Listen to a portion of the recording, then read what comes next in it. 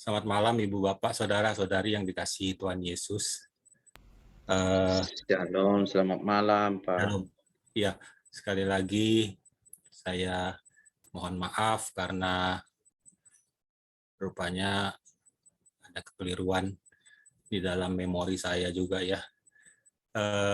Jadi sekarang di sini jam 7, ternyata di sana sudah jam 8.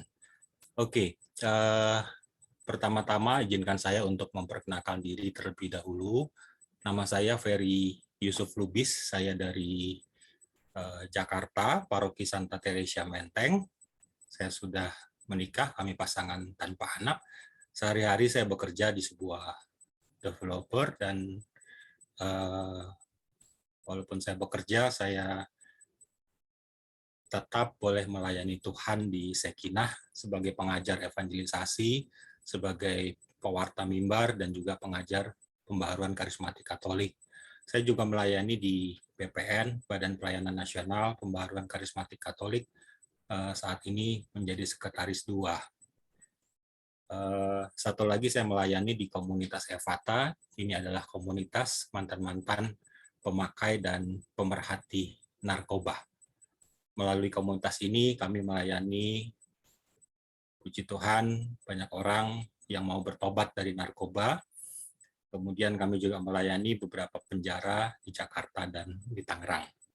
Baik, Ibu Bapak, Saudara dan Saudari yang dikasihi Tuhan Yesus, saya akan membawakan firman pada malam hari ini adalah Immanuel, mengingat sekitar 1 minggu lagi ya, 1 minggu lebih kita akan menyambut Natal.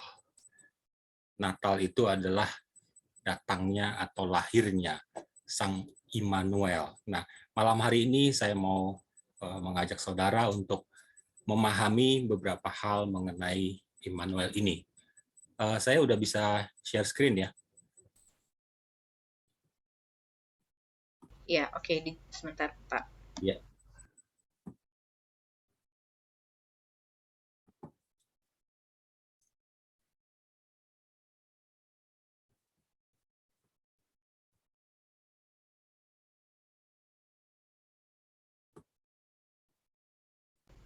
Ya, silakan Pak Ferry.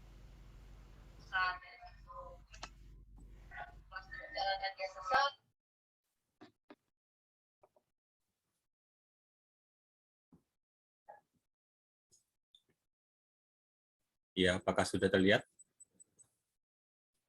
Ya, baik Ibu Bapak, Saudara dan Saudari yang dikasihi Tuhan Yesus. Setiap Natal itu adalah sukacita bagi kita. Setiap hari sebetulnya adalah Natal bagi kita. Setiap hari seharusnya kita juga bersukacita. Malam hari ini saya juga sungguh bersukacita. Satu hal yang sudah lama sebetulnya saya nantikan. Kapan saya bisa pelayanan lagi keluar kota, begitu ya. Dan puji Tuhan ada kesempatan ini. Dan nggak tanggung-tanggung diundang ke Palopo. Dan puji Tuhan juga ini pertama kali saya ke Palopo, walaupun hanya melalui media Zoom ini, tapi saya boleh bersama-sama hadir di tengah-tengah saudara, menyapa saudara, dan membagikan firman Tuhan. Maka hari ini saya akan membagikan mengenai Immanuel. Apa arti Immanuel itu dan mengapa kita harus setiap hari merayakan Natal. Jadi Immanuel itu adalah sebuah nama yang berasal dari bahasa Ibrani. Nama ini terdiri dari 2 kata, El artinya adalah Allah, dan Imanu artinya beserta kita, atau bersama kita, atau dengan kita. Jadi Immanuel adalah Allah beserta kita, Allah bersama kita, Allah dengan kita. Maka kalau dalam Natal kita menyambut Sang Immanuel, kita menyambut Allah yang akan ada selalu hadir bersama dengan kita, beserta kita, Allah yang selalu ada dengan kita. Namun sebelum sampai kepada sukacita yang harus kita alami selama Natal, saya mau mengajak saudara untuk terlebih dahulu mengenal asal kata Immanuel ini. Asal kata Immanuel ini pertama kali dalam kitab suci kita temukan di Perjanjian Lama, dari Yesaya 7 ayat 14. Sebab itu Tuhan sendirilah yang akan memberikan kepadamu suatu pertanda. Sesungguhnya seorang perempuan muda mengandung dan akan melahirkan seorang anak laki-laki, dan ia akan menamakan dia Immanuel. Jadi nama atau gelar Immanuel ini pertama kali kita bisa baca dalam kitab suci Perjanjian Lama dari perkataan Nabi Yesaya. Perkataan Nabi Yesaya ini ditujukan kepada Raja Ahaz. Raja Ahaz ini dalam konteks pada waktu itu sedang dalam keadaan cemas, khawatir, dan ketakutan. Karena apa? Raja Ahaz itu adalah raja yang berkuasa di kerajaan Yehuda. Ada di gambar yang warna kuning. Sementara waktu itu kerajaan atau bangsa Israel itu terbelah dua. Di sebelah selatan kerajaan Yehuda, di sebelah utara kerajaan Israel. Nah, Raja Ahaz itu memerintah di kerajaan Yehuda, dan pada waktu itu kerajaan Aram atau Damaskus, kerajaan Syria ya tepatnya pada waktu saat ini itu sedang berperang dan akan menyerang Yerusalem. Itulah yang menyebabkan Raja Ahaz ini begitu ketakutan. Apalagi kerajaan Aram ini bersekutu dengan kerajaan Israel di utara. Maka dia sudah membayangkan bahwa dia tidak akan sanggup melawan ini. Maka untuk inilah Nabi Yesaya itu mencoba menenangkan dan memberikan keyakinan bahwa hal itu tidak akan terjadi. Tetapi sayangnya Raja Ahaz itu pada waktu itu tidak lagi percaya kepada Allah. Maka ketika Nabi Yesaya meminta supaya Raja Ahaz itu untuk meminta tolong kepada Allah, kepada Yahweh, dia justru mengatakan, sekali-kali aku tidak akan mencobai Allahku. Ya, jawabannya rohani banget gitu. Tapi sebetulnya di dalam hatinya yang paling dalam itu adalah ketidakpercayaan kepada Allah. Maka sama ketika Nabi Yesaya meminta supaya supaya Raja Ahaz meminta tanda kepada Allah atau kepada Yahweh, dia tidak melakukan itu. Apa yang dia lakukan? Dia justru bersekutu dengan kekaisaran Asyur. Ada yang di lebih utara lagi, kekaisaran Asyur. Dan dia memberikan persembahan dari bait Allah bagi Raja Asyur serta melakukan ritual-ritual ibadat kekaisaran Asyur yang itu sangat dimurkai dan sangat dibenci oleh Allah, oleh Yahweh. Maka Nabi Yesaya tidak kurang mengatakan, kamu melelahkan orang dan Tuhan juga. Saudara-saudari yang dikasihi Tuhan Yesus, inilah konteks berita Immanuel pada waktu itu. Diberitakan kepada orang yang tidak percaya, diberitakan kepada orang yang tidak layak.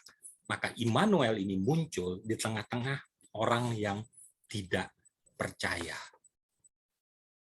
Kemudian 700 tahun setelah Raja Ahaz, ternyata nubuatan Nabi Yesaya ini tergenapi.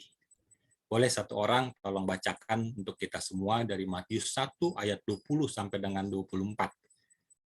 Materinya sudah ada di layar saudara. Silakan. Pak Beni mau bantu, silakan. Tetapi ketika ia, Matius 1 ayat 20 sampai 24. Tetapi ketika ia mempertimbangkan maksud itu, malaikat Tuhan nampak kepadanya dalam mimpi dan berkata, Yusuf anak Daud, janganlah engkau takut mengambil Maria sebagai istrimu, sebab anak yang dikandungnya adalah dari Roh Kudus. Ia akan melahirkan anak laki-laki, dan engkau akan menamakan dia Yesus, karena dialah yang akan menyelamatkan umatnya dari dosa mereka. Hal itu terjadi supaya genaplah yang difirmankan Tuhan oleh Nabi. Sesungguhnya anak darah itu akan mengandung dan melahirkan seorang anak laki-laki, dan mereka akan menamakan dia Immanuel, yang berarti Allah menyertai kita. Sesudah bangun dari tidurnya, Yusuf berbuat seperti yang diperintahkan malaikat Tuhan itu kepadanya. Ia mengambil Maria sebagai istrinya. Demikianlah Injil Demikianlah Tuhan. firman. Terpujilah Kristus. Terpujilah Kristus. Ibu bapak, saudara dan saudari yang dikasihi Tuhan Yesus, kita melihat bahwa penginjil Matius itu sangat memahami apa yang dinubuatkan oleh Nabi Yesaya 700 tahun yang lalu. Maka dia menuliskan tentang kelahiran Yesus sebagai Immanuel ini. Sesungguhnya anak darah itu akan mengandung dan melahirkan seorang anak laki-laki, dan mereka akan menamakan dia Immanuel, yang berarti Allah menyertai kita. Ibu bapak, saudara dan saudari yang dikasihi Tuhan Yesus, konteks pada waktu itu bangsa Israel sedang terjajah, baik yang utara maupun selatan. Semuanya itu dijajah oleh bangsa Romawi. Maka pada waktu itu umat Israel sangat mengharapkan munculnya seorang Mesias. Itulah yang menyebabkan bangsa Israel, termasuk juga para rasul yang akhirnya mendampingi Yesus selama lebih dari 3 tahun, mereka pun itu tidak memahami Yesus itu sebagai Mesias, itu dalam arti apa. Maka ketika Yesus menceritakan mengenai dia akan menderita, Petrus sekalipun menolak hal itu dengan keras. Sekali-kali ini tidak akan terjadi. Saudara, karena apa? Karena bertahun-tahun, ratusan tahun sebetulnya, bahwa mereka sudah ditindas, dan saat itu mereka ditindas oleh bangsa Romawi, dan ini sungguh membuat mereka sangat merindukan keselamatan bagi bangsa mereka.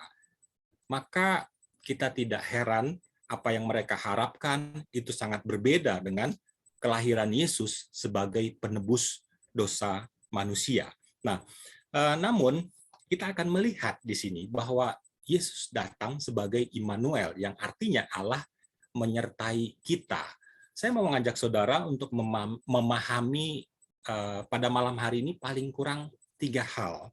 Yang pertama adalah kehadiran Allah itu tidak membuat segalanya menjadi mudah.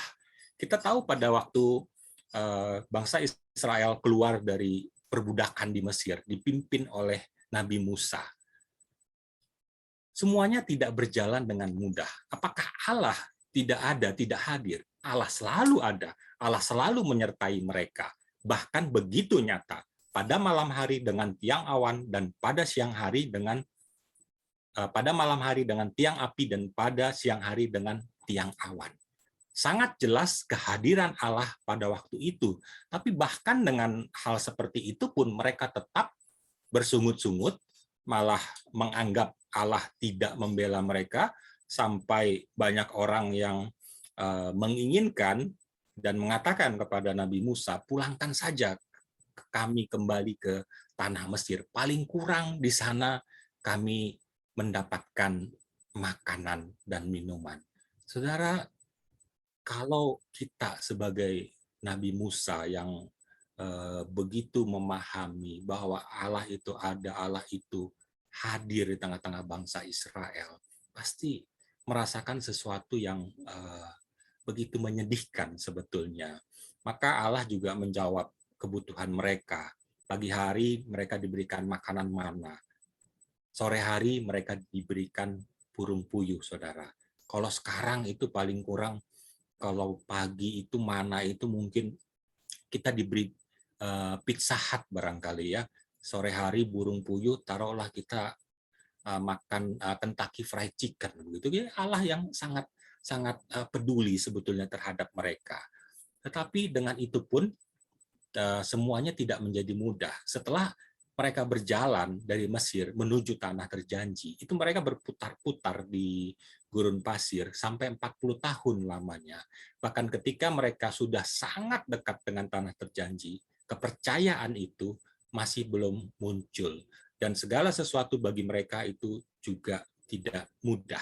ketika mereka mengutus beberapa orang untuk memata-matai bangsa di tanah terjanji itu seperti apa, mereka kembali dengan penuh ketakutan, rasa cemas. Mereka katakan bahwa di dalam itu dipenuhi dengan orang-orang yang besar seperti raksasa. Saudara, mereka tidak menyadari bahwa Allah itu hadir bagi mereka. Allah yang akan setia selalu membela mereka. Tetapi pada akhirnya Allah itu menunjukkan kuasanya. Sehingga bangsa Israel, satu bangsa yang sebetulnya tidak terlalu besar pada waktu itu, mungkin sekitar ratusan ribu jumlah umatnya begitu ya, akhirnya berhasil menundukkan bangsa-bangsa di tanah Kanaan, di tanah terjanji. Nah, kemudian yang kedua juga tidak membuat segala Immanuel, kehadiran Allah itu tidak membuat segalanya menjadi mudah. Itu juga dialami oleh Yusuf dan Maria. Kita tahu bahwa Maria itu adalah bait Allah yang baru sebetulnya ya. Kita mengetahui bahwa bait Allah itu adalah tempat kehadiran Allah. Pada waktu bangsa Israel memasuki tanah terjanji, mereka mendirikan kemah dulu di awalnya untuk mudah berpindah-pindah. Tetapi kemudian mereka mendirikan bait Allah. Nah, bait Allah ini adalah tempat maha suci, maha kudus. Hanya orang-orang suci yang boleh masuk ke ruangan maha kudus ini. Biasanya adalah imam-imam Lewi yang memang sangat dekat dengan Allah. Mereka itu pun biasanya diikat kakinya, karena kalau mereka tidak hidup kudus masuk ruangan maha kudus, mereka akan kehilangan nyawanya, akan ditarik oleh temannya keluar. Nah, saudara bayangkan, Yesus itu adalah inkarnasi dari Allah, Allah yang kudus. Dia menetap, berdiam di rahim Bunda Maria selama 9 bulan. Maka pastilah Bunda Maria itu orang yang sangat suci, orang yang sangat kudus, karena Allah itu tidak mungkin hadir di tengah orang, di dalam orang yang tidak kudus atau tidak suci. Tetapi kemudian kita mengetahui dengan kehadiran Allah, Immanuel, Yesus sendiri yang hadir bersama Yusuf dan Maria, tetapi hidup Yusuf dan Maria itu tidak mudah, saudara. Dari awal waktu masa hamil pun mereka sudah mengalami kesusahan ketika harus mencari tempat untuk melahirkan, hanya mendapatkan kandang domba. Dan kemudian ketika 3 raja datang, dan Yusuf kemudian diperingatkan bahwa 3 raja ini jangan kembali dari jalan yang sama, harus mencari jalan yang lain, supaya jangan bertemu dengan Herodes. Dan kemudian diingatkan bahwa bayi-bayi di bangsa Israel pada waktu itu semuanya dibunuh, karena Raja Herodes sangat takut akan munculnya Mesias ini, akan menjadi raja yang akan menggantikan dia. Maka semua bayi-bayi dibunuh, maka Yusuf membawa Maria dan Yesus bersama-sama menuju ke Mesir, saudara. Saudara, kalau Tuhan izinkan kita ke tanah terjanji, kita akan biasanya tidak hanya ke Israel, tapi dibawa dulu ke Mesir atau sebaliknya. Nah, saya bersyukur saya 2 kali boleh ke tanah terjanji, dan saya sangat memahami bagaimana perjalanan dari Mesir menuju Israel atau dari Israel menuju ke Mesir. Itu bukan satu perjalanan yang mudah. Dipenuhi dengan gurun pasir yang sangat tandus. Saudara, melalui inilah Yusuf membawa Maria dan Yesus, Sang Immanuel, Allah beserta kita. Itu mereka pasti menghadapi segala sesuatu yang betul-betul tidak mudah sampai mereka mengungsi sampai di Mesir, saudara. Tetapi kita melihat bahwa walaupun tidak mudah bagi bangsa Israel, tetapi akhirnya mereka mencapai tanah terjanji. apa yang dijanjikan oleh Allah, mereka akhirnya bisa dapatkan. Kita juga bisa melihat walaupun Yusuf dan Maria melalui begitu banyak hal-hal yang tidak mudah bagi mereka sampai kematian Yesus di kayu salib, di mana Maria ada hadir di situ, dan ketika jenazahnya diturunkan, Maria itu menggendong Yesus. Begitu sedihnya, begitu tertusuknya hatinya.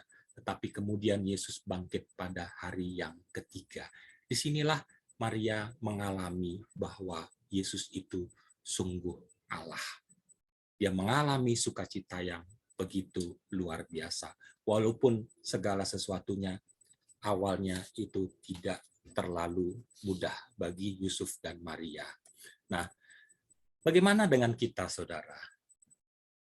Kita juga sama. Kehidupan kita adalah orang yang percaya akan Immanuel. Kita adalah orang-orang yang percaya bahwa Allah beserta kita, Allah menyertai kita, Allah dengan kita.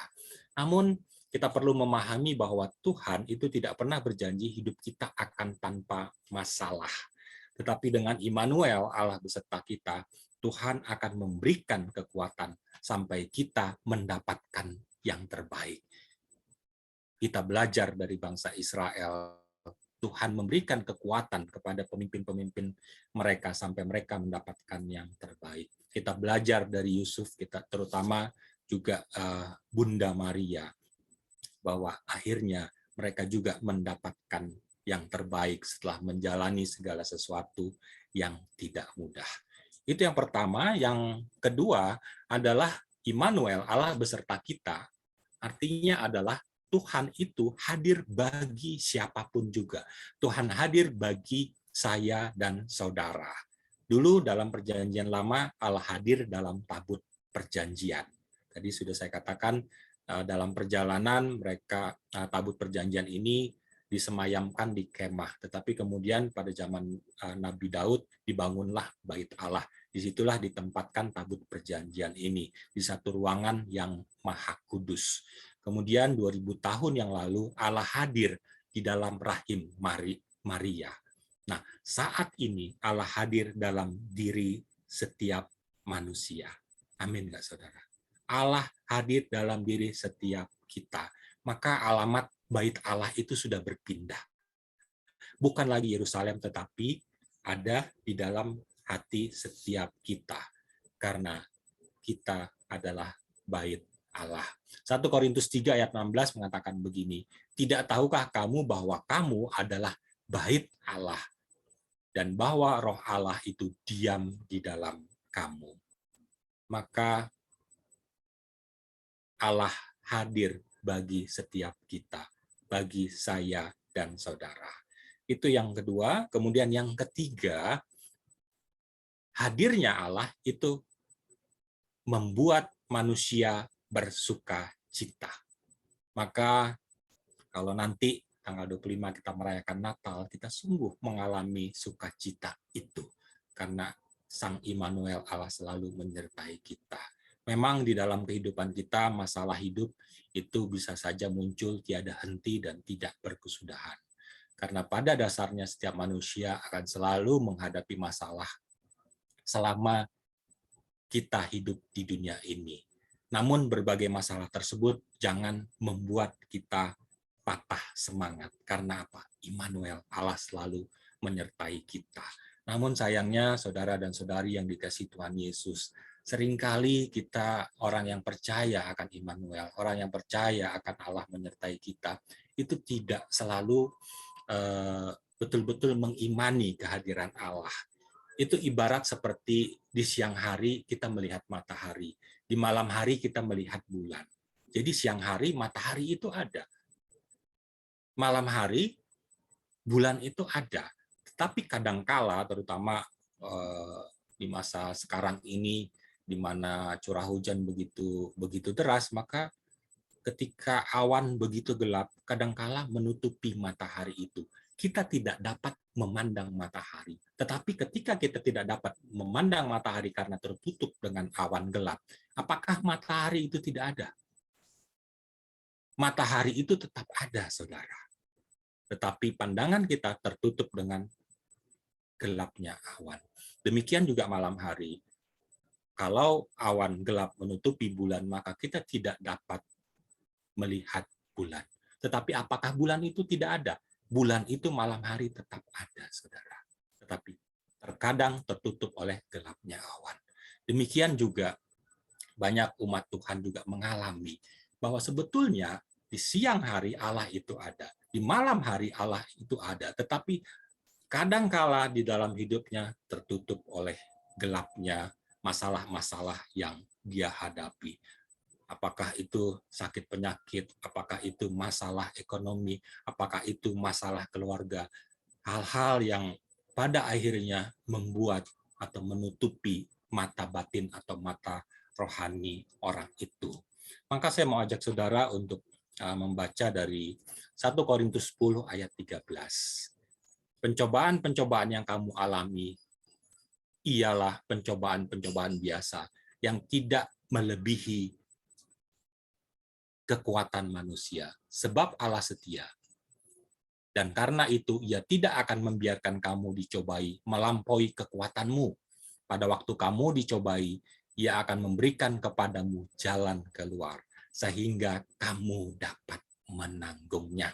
Saudara-saudari yang dikasih Tuhan Yesus, setiap pencobaan-pencobaan yang kita alami di sini dikatakan, tidak mungkin melebihi kekuatan manusia. Kekuatan manusia itu berbeda-beda. Saya dan saudara kekuatannya berbeda-beda. Maka pencobaan-pencobaan yang dialami oleh saya juga berbeda dengan pencobaan-pencobaan yang mungkin Tuhan izinkan juga terjadi pada saudara. Tetapi kita percaya bahwa Allah itu setia dan kita tidak akan dibiarkan dicobai melampaui kekuatan kita. Dan saat kita dicobai, pasti Allah memberikan jalan keluar. Kita belajar bagaimana Allah menyertai bangsa Israel. Ada begitu banyak hal-hal yang begitu sulit yang harus mereka hadapi. Tetapi Allah memberikan jalan keluar bagi mereka sampai akhirnya mereka sampai di tanah terjanji. Demikian juga yang dialami oleh Yusuf dan Maria. Hal-hal yang tidak mudah mereka alami, tetapi pada akhirnya mereka berhasil mengatasi itu semua, saudara. Demikian juga seharusnya dengan kita. Kita percaya bahwa Allah akan memberikan kepada kita jalan keluar, sehingga kita pasti dapat menanggungnya. Amin nggak, saudara?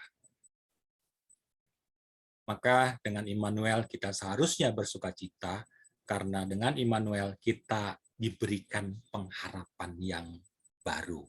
Ya, kita tahu apa yang diharapkan oleh bangsa Israel itu berbeda dengan Mesias yang sesungguhnya. Tapi sekarang kita betul-betul paham bahwa Yesus itu datang membawa pengharapan yang baru bagi kita. Saat masalah Tuhan izinkan terjadi, Immanuel menjadi sumber pengharapan yang tidak pernah habisnya. Itulah yang membuat kita harus terus bersukacita. Kekuatan dan rahmat yang Dia berikan sepatutnya membuat kita bersukacita saat menghadapi masalah, karena Dia akan selalu ada di samping kita. Ibu, Bapak, Saudara, dan Saudari yang dikasihi Tuhan Yesus, tadi saya katakan bahwa saya melayani di komunitas Efata, komunitas mantan pemakai narkoba dan pemerhati narkoba. Ya, barangkali Ibu Bapak boleh tebak-tebakan saya ini mantan pemakai atau pemerhati narkoba. Ada yang bisa Pemakai. Wah, jujur benar. Luar biasa. Ya, jawabannya betul ya. Kadang-kadang takut mau ngomong saya bekas pemakai begitu ya. Sebelum tahun 2000 saya memang pecandu narkoba. Saya kecanduan narkoba, tetapi puji Tuhan di tahun 2000 saya mengalami satu penyakit sampai saya lumpuh, dan saya bersyukur walaupun saya sempat berpisah dengan istri saya, tetapi kemudian istri saya tetap mau datang, dan akhirnya hanya melalui doa saya merasakan kehadiran Allah, dan hanya melalui doa yang sangat sederhana Tuhan sembuhkan saya, Tuhan pulihkan saya. Itulah pertama kali saya memahami bahwa Immanuel, Allah itu selalu beserta dengan kita. Ya, tidak peduli seberapa besar dosa-dosa kita, tidak peduli seberapa buruk diri kita, tetapi Allah itu selalu menyertai kita.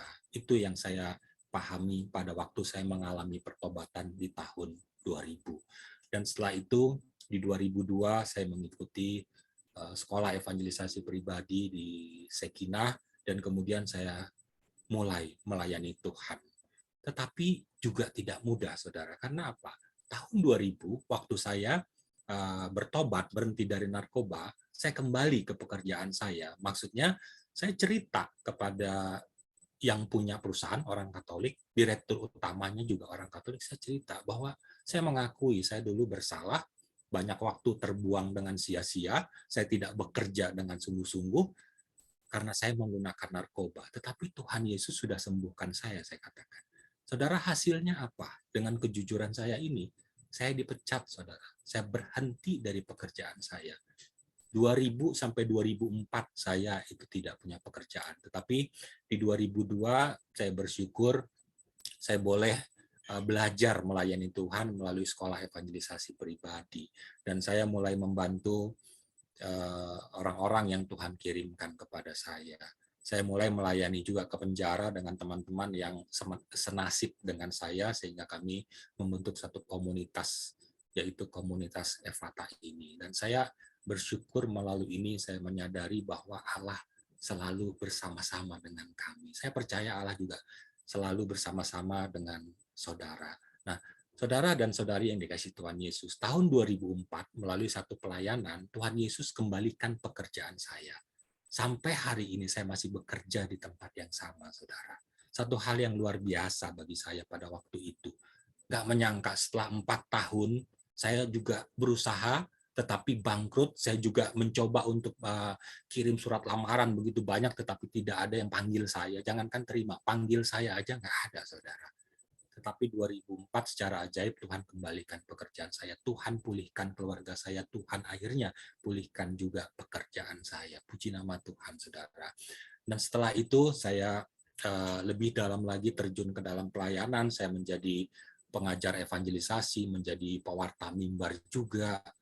Tetapi waktu itu awalnya memang saya berpikir bahwa setelah ikut Tuhan Yesus itu langit akan selalu biru. Tetapi ternyata tidak, saudara. Ceritanya begitu panjang, tetapi saya mau cerita di saat kita mengalami hal-hal yang sulit bagi kita bersama-sama, yaitu pada saat pandemi, saudara. Pandemi ini dimulai Maret 2020 yang lalu. Pada waktu itu saya dalam keadaan udah pasang ring 2 kali, mengalami serangan jantung pertama kali di Manado, dievakuasi ke Jakarta. Dan itu membuat saya menjadi seorang yang paranoid, ketakutan yang tidak jelas, saudara. Ternyata apa? Lambung saya kena. Lambung, GERD itu kalau asam lambung naik, itu akan dada akan mulai terasa panas, dan kemudian jantung saya berdegup dengan begitu kencang. Dan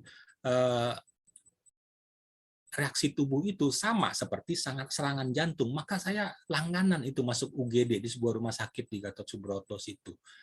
Saya langganan ke situ karena apa? Jantung saya berdegup dengan kencang. Saya diperiksa di EKG, aman katanya. Udah, akhirnya disuntik obat lambung. Tapi saudara, itu sangat sering saya alami. Dan akhirnya saya setelah ke dokter lambung, saya diberitahu bahwa saya bukan hanya mengalami sakit lambung, asam lambung naik, tetapi juga mengalami bile reflux atau cairan dari pankreas itu naik. Itu cairan yang menghancurkan daging, saudara. Itu yang membuat lambung saya menjadi iritasi. Ya, kalau dimasukkan alat endoskopi ya namanya, itu terlihat di situ, saudara. Itu yang membuat saya pada akhirnya menjadi manusia yang tidak normal sebetulnya. Karena apa? Pada waktu itu saya hanya bisa makan makanan lunak, bubur, sereal, buah-buahan, dan lain sebagainya. Dan membuat saya cepat lelah, cepat letih. Maka ketika dikatakan bahwa ada virus corona yang mudah menular dan begitu banyak korban jiwa, itu saya betul-betul mengalami kecemasan yang sangat, ketakutan sebetulnya. Saya betul-betul ketakutan. Saya menjaga diri saya memproteksi diri saya. Saya berusaha sedapat mungkin untuk saya tidak terpapar dengan virus ini. Karena saya sudah bayangkan, kalau saya terpapar virus ini, maka semuanya akan berakhir. Bayangkan saudara, pada waktu itu saya harus makan obat lambung itu sampai beberapa macam, ada yang sampai 40 mg kali 3, dan lain sebagainya. Dan kemudian saya juga kalau makan paracetamol itu saya belah 2 atau kadang-kadang saya belah 3. Demikian juga kalau saya makan antibiotik, kadang-kadang saya belah 2, kadang-kadang saya belah 3. Saya makannya saya selang-seling dengan sampai 3 kali. Jadi saya makan dulu, saya isi perut, saya makan sepertiga. Selang 1 jam saya isi perut lagi, saya makan obat lambung, kemudian saya makan lagi paracetamol atau antibiotik, dan seterusnya, saudara. Jadi itulah kehidupan saya pada waktu itu. Dan puji Tuhan, beberapa bulan berlalu saya masih selamat, saudara. Dan ketika mulai muncul vaksin, wah, hati saya itu betul-betul penuh dengan sukacita. Sebentar lagi saya mudah-mudahan bisa divaksin sehingga saya punya kekebalan terhadap virus ini. Tetapi saudara, belum sempat divaksin. Di bulan November tahun 2020, saya akhirnya terpapar virus juga. Tadi saya katakan saya bekerja di sebuah developer. Ini yang membuat saya tidak bisa WFH, work from home. Saya tiap hari harus datang ke kantor. Ada proyek saya yang waktu itu belum selesai, sehingga saya sangat sering bertemu dengan orang. Walaupun sudah pakai masker double lagi, tetapi pada waktu itu saya akhirnya terpapar juga. Badan waktu itu sudah demam begitu tinggi, kepala udah sakit, pusing luar biasa, badan udah lemes. Tapi saya masih berharap waktu diantar oleh istri saya ke UGD, saya masih berharap itu hanya demam berdarah atau tipes. Sebetulnya itu juga sakit yang sangat menyakitkan, saya pernah sakit itu juga. Tetapi saya berharap itu, saudara. Tetapi kemudian setelah diperiksa, dokter mengatakan bahwa ini dari virus. Kamu harus PCR. Nah, akhirnya PCR, dan kemudian pagi hari saya mendapatkan SMS hasilnya positif. Saya masih belum percaya. Saya balas lagi itu. Apakah betul saya positif? Ya, itu hasilnya positif. Bapak harus melanjutkan tes-tes yang lain, katanya.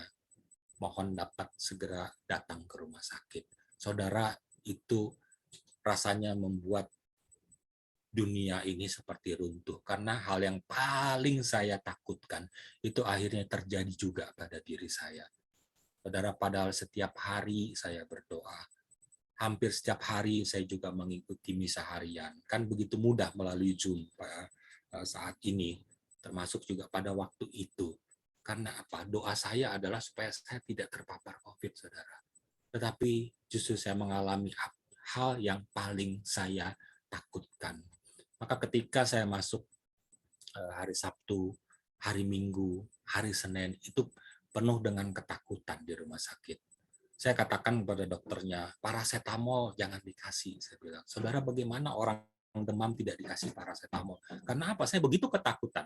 Karena saya minum paracetamol 1 itu 500 mg, itu pasti lambung saya akan kena. Maka saya tidak yakin badan saya akan kuat. Akhirnya saya dirawat beberapa hari di situ dengan penuh ketakutan, dan saya hampir putus asa sebetulnya pada waktu itu. Tapi saya bersyukur saya punya komunitas, dan kemudian saya lebih bersyukur lagi saya melayani di BPN, ya, Badan Pelayanan Nasional, Pembaruan Karismatik Katolik Indonesia. Hari Selasa malam mereka mengadakan doa melalui Zoom. Jadi melalui Zoom, melalui handphone kecil saya di rumah sakit itu, kami bersama-sama memuji Tuhan. Kami bersama-sama menyembah Tuhan. Dan setelah itu teman-teman saya di BPN mendoakan saya. Dan disitulah saya merasakan kehadiran Allah yang begitu kuat. Disitulah saya menyadari bahwa sebetulnya Allah itu ada beserta saya. Tapi tertutup oleh ketakutan saya. Tertutup oleh awan gelap yang saya hadapi pada waktu itu. Sehingga saya tidak mengimani Allah itu ada beserta saya.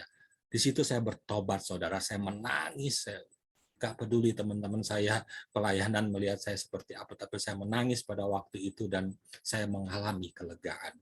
Dan puji Tuhan setelah itu semuanya berjalan dengan lancar. Besoknya paracetamol masuk 1000 mg, saudara. Tidak apa-apa ternyata.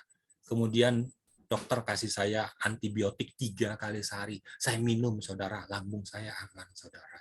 Sampai akhirnya hari ke-15 saya dites dan puji Tuhan saya negatif, saudara. Dan itu memberikan kelegaan yang begitu luar biasa bagi saya. Saya mengalami di rumah sakit itu. Setelah saya mengalami kehadiran Allah yang begitu kuat pada waktu itu, saya mengalami suatu sukacita. Badan saya pada waktu itu masih lemas memang.